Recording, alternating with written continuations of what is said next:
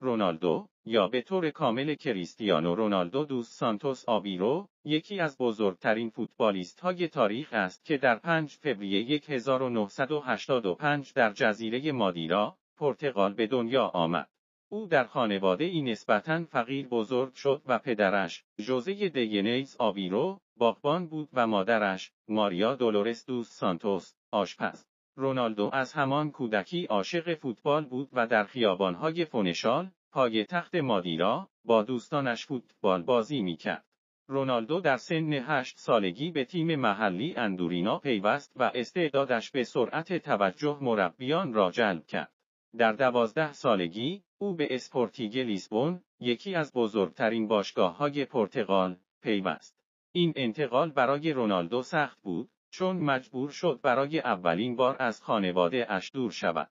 با این حال، او با پشتکار و تمرین‌های سخت، خود را به عنوان یکی از بهترین بازیکنان جوان پرتغال معرفی کرد. در سال 2003، رونالدو توسط سر آلکس فرگوسن، مربی افسانه‌ای منچستر یونایتد، به این تیم انگلیسی منتقل شد. این انتقال نقطه عطفی در زندگی حرفه‌ای رونالدو بود. او در منچستر یونایتد به یکی از ستاره‌های جهانی تبدیل شد و در سال 2008 اولین توپ طلای خود را به دست آورد. رونالدو در طول دوران حضورش در منچستر یونایتد 3 بار قهرمان لیگ برتر انگلیس و 1 بار قهرمان لیگ قهرمانان اروپا شد. در سال 2009 رونالدو با رکورد انتقالی آن زمان به رئال مادرید پیوست. او در رئال مادرید به اوج شهرت و موفقیت رسید و تبدیل به بهترین گلزن تاریخ این باشگاه شد. رونالدو در رئال مادرید 4 بار توپ طلا را به دست آورد و 4 بار قهرمان لیگ قهرمانان اروپا شد.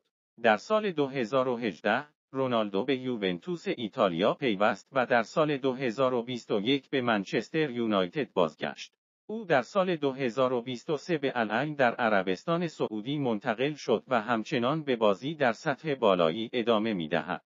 رونالدو نه تنها به خاطر مهارت‌های فوتبالیش، بلکه به خاطر کار اتیک و انضباط شخصیش نیز مشهور است. او همیشه بر بهبود خود تمرکز